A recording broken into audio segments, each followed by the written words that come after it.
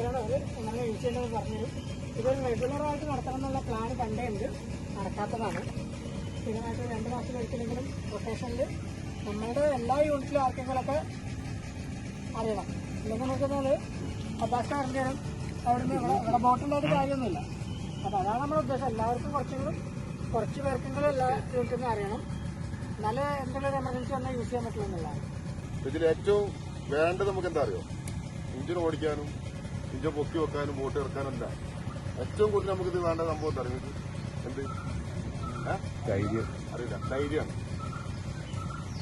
ഒരു കറാട്ട പഠിച്ചിട്ട് ആ മാസ്റ്റർക്ക് ധൈര്യം ഇല്ലെങ്കിൽ അടി ഇഷ്ടംപോലെ കൊടുക്കും. അതേപോലെ ഈ ബോട്ട് ഓടിക്കുമ്പോൾ വെള്ളക്കുത്തുണ്ടാവും. അപകട മേഖലയിൽ നമുക്ക് അറിയാത്ത പുഴയിലേക്ക് പോകുമ്പോൾ പൊന്തക്കെട്ടുണ്ടാവും. അതിനുള്ളിൽ പോവോ തിരിച്ചു കിട്ടുമോ നമുക്ക് പരിക്കിട്ടുന്ന ഒരു പേടി വന്നാൽ ചെയ്യാൻ പറ്റില്ല. ഈ ബോട്ട് കൊണ്ടെടുക്കാൻ പറ്റില്ല. നമ്മളപ്പുറം വള്ളക്കുത്തുണ്ടെങ്കിൽ ഇവിടുന്ന് പ്ലാൻ ചെയ്യണം. ജസ്റ്റ് ഇപ്പം എനിക്ക് എഴുതി കാണിക്കാമെന്നില്ല, ഒരു ടാനിങ് ഇങ്ങോട്ടാ പോകണം. എന്റെ വലത്തോട്ടാണ് ടാനിങ്. സ്വാഭാവികമായിട്ട് വള്ളക്കുത്തുണ്ടാകുമ്പോൾ ചെയ്യും, വെള്ളം പോയി ഇടിക്കല് ലെഫ്റ്റ് സൈഡിലായി അല്ലേ? അപ്പൊ നമ്മൾ ബോട്ട് എങ്ങനെ കൊണ്ടുപോകണം?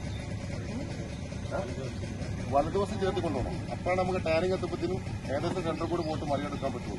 നേരെ മറിച്ച് നമ്മളെ സൈഡ് എടുത്തോട്ടാണെങ്കിൽ എടുത്തിട്ട് പോയി കഴിഞ്ഞാൽ ആ പൊന്താണെങ്കിൽ കല്ലാണെങ്കിൽ അവിടെ പോയി ബോട്ടിടിക്കും. പിന്നെ അത് നമുക്ക് തന്നെ രക്ഷപ്പെടാൻ വരാൻ കഴിയില്ല. അതിൽ എപ്പോഴും കണ്ണിങ്ങാക്കി ഞാൻ കാണിച്ചു തരാം. ഇവിടെ വളവുകൊണ്ട് ഞാൻ കാണിച്ചു തരാം എങ്ങനെ ബോട്ട് കൊണ്ടുവന്നത്.